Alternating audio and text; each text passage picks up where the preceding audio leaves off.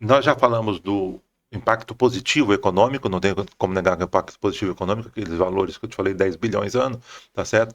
Vamos falar agora dos problemas reais, porque tem muito problema irreal aí, tá certo? Esse negócio de que o óleo, se vazar, vai tocar na costa, é irreal. Negócio de que a coral é irreal. Negócio de que sobrevoo atrapalha A, B ou C.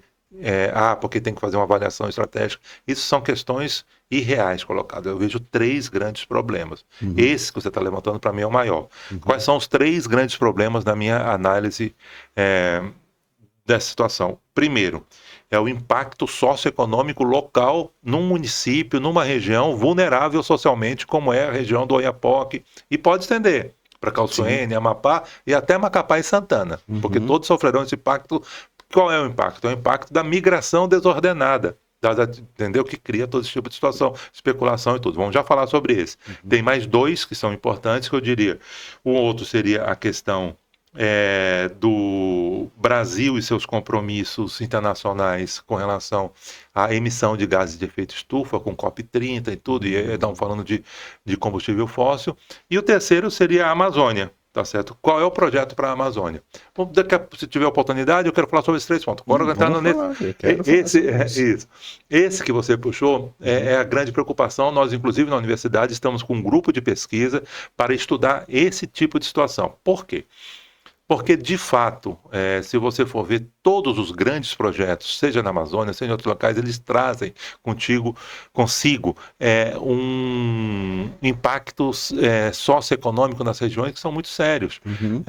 Então, se você for ver o projeto Jari em Beiradão e Beiradinho, né, que virou Laranjal do Jari e Vitória do Jari, se você for ver Serra do Navio, que inicialmente era organizado, estruturado, e depois criou-se toda uma situação.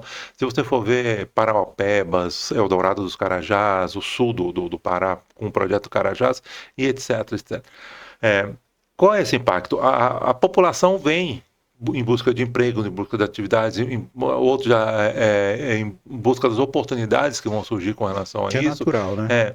E você pega um município como o município do Oiapoque. O município do Oiapoque hoje é um dos piores municípios no índice de progresso social, que é um indicador que mede o progresso social dos municípios, dos estados brasileiros. Dos 5.600, o Oiapoque está em 5.200, número 5.200. Então, Oiapoque é um município que tem zero de saneamento de esgoto, zero, não existe coleta de esgoto em nada, são só fossas, a grande parte fossas absolutamente irregulares. O Oiapoque, se você for ver, não tem aterro sanitário. Ele tem um lixão ainda. O Oiapoque não tem espaço de crescimento. A infraestrutura do Oiapoque é extremamente complexa. A atividade pesqueira que existe no Oiapoque, se você for ver, é uma atividade hoje boa, que gera recursos e tudo, mas você não tem nem o que fazer com os resíduos, tá certo, daquela atividade industrial pesqueira. Ali você tem conflitos por ser uma área de fronteira. Ali você tem 40% da população indígena, tá certo? Então não tenha dúvida, tá certo, que isso vai causar um impacto muito sério. Então estão corretos, tá certo, as associações indígenas, Associação dos Caciques e tudo, a exigir uma conversa mais construtiva, tá certo, com o que está vindo a acontecer. Porque nós temos tempo, André, e nós podemos fazer da maneira certa agora, não deixar que aconteça como aconteceu em outros lugares. Por isso que nós estamos hoje estudando muito para fazer o seguinte, como minimizar esses impactos negativos. Como é que minimiza os impactos negativos? Tem um projeto de lei do senador Randolfo Rodrigues que quer destinar parte desses recursos para três grandes atividades, esse recurso dos tributos que falamos há pouco. Infraestrutura urbana nas áreas afetadas, né? Para saneamento, para calçamento, para expansão urbana, para ordenamento municipal e também para a preservação das áreas florestais e também para melhoria das condições de vida dos povos originários, sejam eles indígenas, sejam eles quilombolas, ribeirinhos. Né? Então isso tem que ser feito. E tem tempo por quê? Agora é a pressão da avaliação pré-operacional. Imagine quando daqui a 4 anos, se constatar que é petróleo, qual vai ser a pressão quando tiver atividade econômica mesmo. Então eu vejo essa questão como a questão principal a ser cuidada e que tem que ter atenção, e me parece que está havendo muita ação nesse sentido. Eu vejo a ação do governo do Estado, eu vejo a ação de entidades importantes como o SEBRAE, tá certo? Eu vejo a ação de outras instituições importantes de formação e qualificação de pessoas como o SENAI, vejo a própria Petrobras, eu fico muito feliz que seja a Petrobras, porque anteriormente esse projeto era da British Petróleo, a British Petróleo que durante alguns meses queimou um poço de petróleo no Golfo do México, né, o maior acidente da indústria petrolífera. Nunca aconteceu com a Petrobras. Mas a Petrobras tem mais responsabilidade socioambiental, a Petrobras é histórica, então ela tem mais sensibilidade com aquilo que pode ser feito. Então acho que essa é a grande questão, primeira. Você falou em 3 aí, eu queria ouvir a segunda e a terceira. Então vamos lá. A segunda eu, você e qualquer pessoa minimamente instruída não nega o aquecimento global como principal problema ambiental do planeta. Não tenha dúvida. O aquecimento global, que é causado pelos gases de efeito estufa, ele tem causado eventos climáticos extremos. Então nós tivemos no ano passado aquela terrível enchente em Porto Alegre e, lamentavelmente, nós vamos ver um pouco mais. Estava vindo para cá ouvindo as notícias, está tendo tornado, furacões, tá certo, na região do Caribe, do México e tudo. No ano de 2023, nós tivemos a pior seca da bacia do Amazonas. Aí nós falamos, poxa, que terrível, mas a vantagem, como foi a pior, vai demorar para ter outra. Em 2024 foi pior do que em 2023. Então são eventos climáticos extremos que são causados pelo aquecimento global. E, evidentemente, qual é o principal responsável pelo aquecimento global? São os combustíveis fósseis. Os combustíveis fósseis que geram CO2, que é o principal causador do efeito estufa, né? Esse é o debate interessante.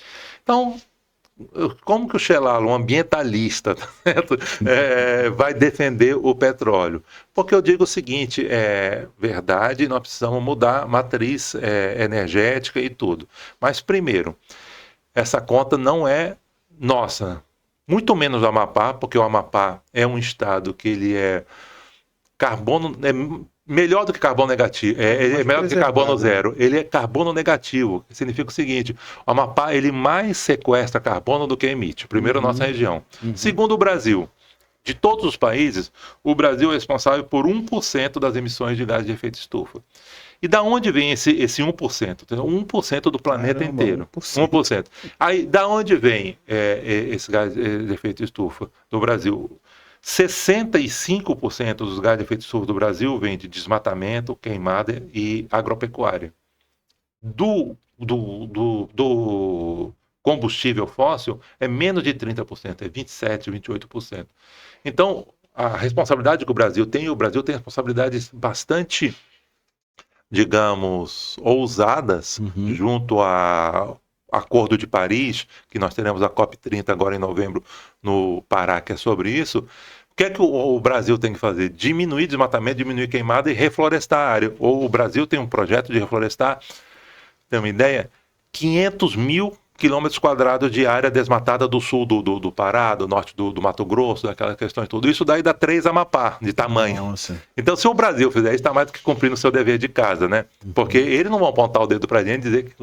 Segundo problema com relação a isso, não tão tal, o problema é petróleo. Vamos sentar todo mundo aqui. Senta o Brasil, senta os Estados Unidos, senta a Rússia, senta os países da OPEP, do Oriente Médio, senta a Venezuela e fala, a partir de hoje, nenhum novo posto de petróleo fechado, ok. Pô, tá todo mundo explorando petróleo, André. A Noruega tá abrindo petróleo no Mar do Norte. Toda a costa da África está sendo implantada. A própria Petrobras ganhou, na semana passada, um bloco em Costa do Marfim. Tá certo? Nós vamos correr o risco de ficar importando o petróleo da Petrobras quando nós temos petróleo aqui pagando isso. Terceira questão com relação a isso. A indústria do petróleo não vai acabar. O consumo do petróleo. Os nossos netos, tu é mais novo, tu é mais novo do que eu, né? Então meus bisnetos e seus netos, eles vão provavelmente ainda usar petróleo, porque você tem 50, 60 anos ainda de uso importante, vai diminuir proporcionalmente. Mas enquanto vive essa mudança, né, da questão energética, né? Sim. E é muito lento ainda, né? É lento, porque tem um professor da Universidade Federal do Maranhão, chama-se Allan Kardec, ele disse, nunca houve transição energética no planeta. Sempre houve, como é que se diz? Ele diz, diversificação energética. Então, por exemplo, a base da Revolução Industrial foi o quê? Carvão mineral. Ainda hoje se consome muito carvão mineral. Com a invasão da Rússia na Ucrânia, tá certo? O pessoal reativou as usinas de carvão mineral na Europa. E vocês querem botar o dedo pra gente dando carvão mineral, que é nada tão poluente quanto esse, é o maior dos poluentes de gás de efeito estufa. Então é o seguinte, um número, não quero cansar os nossos ouvintes com o número, mas olha, o Brasil hoje produz mais ou menos 4 milhões de barris por dia. Ele consome 3 milhões de barris por dia. E ele só consegue refinar 2 milhões. Então ele exporta 2 milhões e importa 1 milhão de derivados, porque o refino é transformar o petróleo em gasolina, óleo diesel, lubrificantes. Então, nós só temos capacidade agora para retomar Abreu e Lima, vai retomar outros, então é capaz de a gente conseguir chegar nesse nível. Os estudos apontam que em 2035, 2034, nós vamos cair de 4 milhões para algo em torno de 2 milhões e 800 de produção, porque o pré-sal, que é o nosso grande produtor, ele já está estagnado e caindo. Se você não repor, você vai ter que importar petróleo, porque você ainda vai estar usando, né? Então, por isso que eu digo que é importante ter essas questões. Então, essa segunda questão aqui, eu acho que ela é absolutamente... absolutamente defensável sob o ponto de vista ambiental e sob o ponto de vista das nossas capacidades, porque senão a gente vai dar uma, vou usar o termo que todo mundo entende, dar uma de otário, né? Mas só nós vamos fazer esse tipo de situação, enquanto todos os grandes players mundiais do petróleo vão continuar explorando e ampliando. Os Estados Unidos disse que quer continuar explorando. A frase do Trump, que é absolutamente condenável, ele é drill, baby, drill. Ou seja, perfure, querido, perfure. Não pode ser assim também. Mas nós temos que cumprir a nossa parte, até porque... Amapá, por ser um estado muito preservado, mais preservado, uma das regiões mais preservadas do planeta, o estado mais preservado do Brasil, e tudo tem condições ambientais maravilhosas, acaba tendo condições socioeconômicas não tão boas. Então a gente passa para as gerações o seguinte, não valeu a pena preservar, porque o pessoal está na pobreza. E aí entra no terceiro ponto, tá certo? Que é Amazônia, petróleo, tudo. O petróleo é uma indústria que ela pode ser fundamental para a preservação da floresta em pé. Por quê? Porque o petróleo não precisa derrubar uma árvore para poder se desenvolver. Os tributos gerados e os custos de compensação podem ajudar a manter a atividade extrativista, pesca, atividade geral. Eu tive a oportunidade, em outubro do ano passado, de conhecer Urucu. Urucu é a província petrolífera que fica no estado do Amazonas, a 300 quilômetros mais ou menos de Manaus, no município de Coari, tá certo? Que é dentro da floresta. Para ter uma ideia, é como se fosse uma plataforma, André. Por quê? Você não tem estrada que liga o Amazonas, Manaus e os outros municípios a Urucu. Você só chega lá por via aérea ou por via fluvial, sendo que aquele rio, eu como fui em outubro, eu estava na Grande Seca, ele não estava navegável, quando você só chega lá por via aérea. Então, você criou como se fosse uma plataforma em alto mar, só que no meio da floresta. Se você for ver, as condições ambientais ao redor de Urucu melhoraram. Se você for ver, 65% dos trabalhadores de Urucu são dos municípios de Coari e Cararaí, eu acho que é o município, dos dois municípios ao redor.